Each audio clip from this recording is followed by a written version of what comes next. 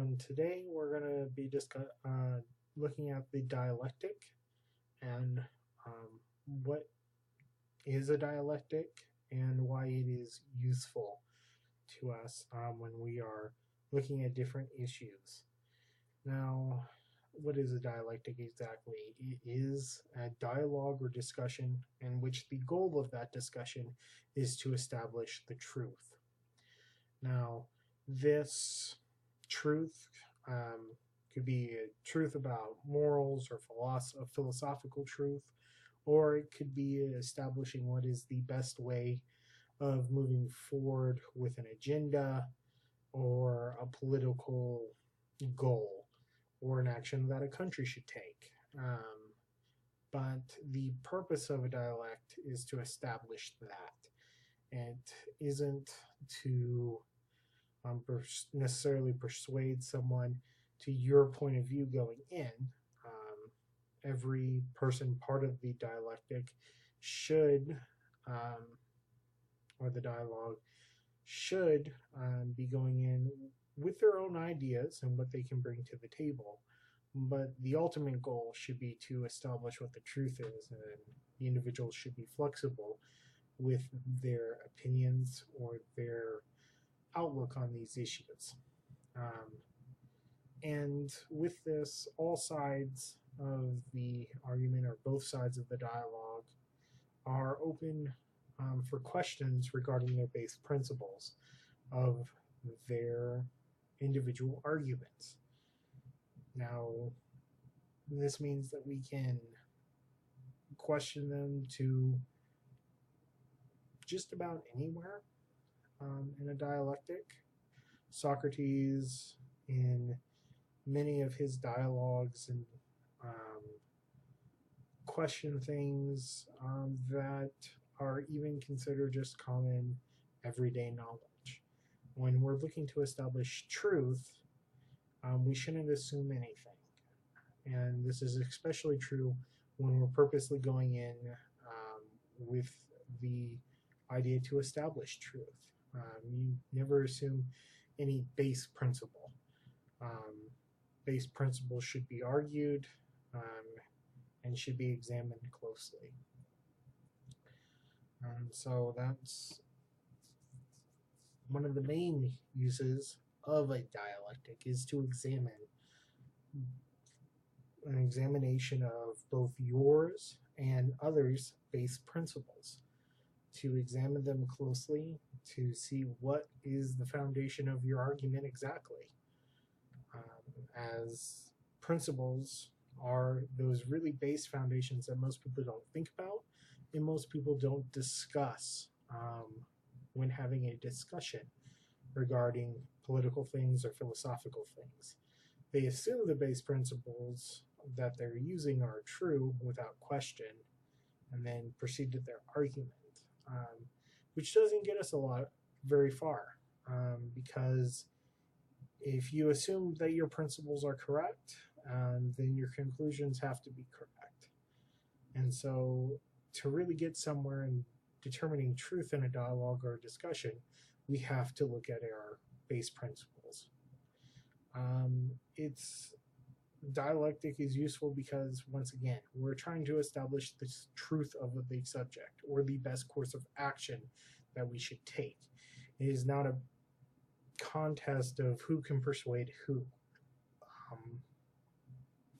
It is actually an intellectual endeavor to establish truth or to establish the best course of action.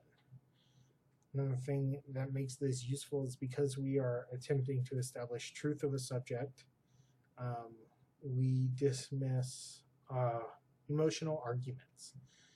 An appeal to emotions is great in a debate where you're trying to persuade people to your cause. It's one of the three arts of persuasion, as defined by Aristotle as pathos, which is an appeal to emotion. It's an appeal to what makes us feel good or right. But when we are trying to attempt to establish truth isn't feelings. Many times we get distracted by our feelings and we don't pick the best course of action because of our feelings. It is something that makes us human. But when we are discussing things that can affect millions of people, we should take more care in putting aside emotional appeals in the pursuit of truth, or in persuasion in general, in my personal opinion. Should rely on logic, and that's one of the reasons why it's my favorite form of discussion and dialogue. Is a dialectic uses reason and logic and puts aside those emotional arguments. You can't make an appeal to, isn't this right? Isn't this, shouldn't someone receive justice? Yes, someone should receive justice. Logic and reason will say, but instead of presuming that the individual is guilty because someone has been hurt or someone is claiming to be hurt, we take a more reasoned approach and say, where's the proof? This is evident in almost any judicial system ever to have existed, that the primary thing is that you are to be innocent until proven guilty. That is how justice is served, not by emotional arguments that say,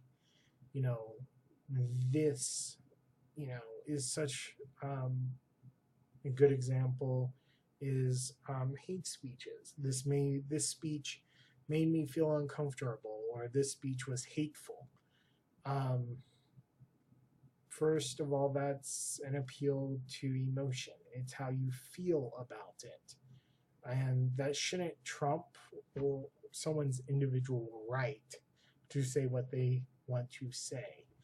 Unless someone is making a direct threat against somebody, that's more actionable, an actionable threat, then they have the right to say whatever they want, and you have the right to be offended by it. But your right, you have no right to not be offended. If you can't speak,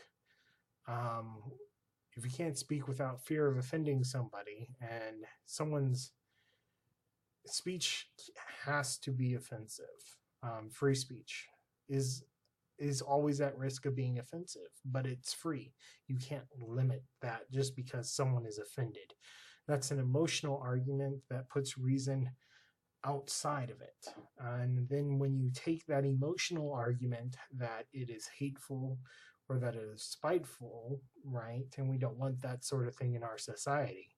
You take it to its logical outcome, and you get to a point where there is no such thing as free speech. There's a thought police. You can't say or do the things that you think in your head, or what might seem normal and reasonable, because it might be offensive. And if it is offensive, then it's criminal.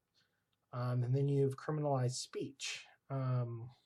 And that is exactly why speech you can't have hate speech laws. Hate speech laws lead to suppression of just normal speech until everyone thinks whatever the majority tells them to think. Or if you're in an authoritarian government, whatever the dictator says you should think, you will think. And, that's one of the major reasons why I like the dialectic. And that I will try and have as many dialectics as possible on my channel. And when I host, or when I hopefully am invited to discuss things on live streams or anything, I will always try to keep that in mind and go into those discussions with a dialectic in mind. And I will try and keep the conversation on a pursuit of truth, and I will always be open in my opinions. They are subject to change. I am human. I am not perfect. My reason can and is susceptible to flaws. And if anyone has a reasonable argument and wants to discuss things with me, they are more than welcome to.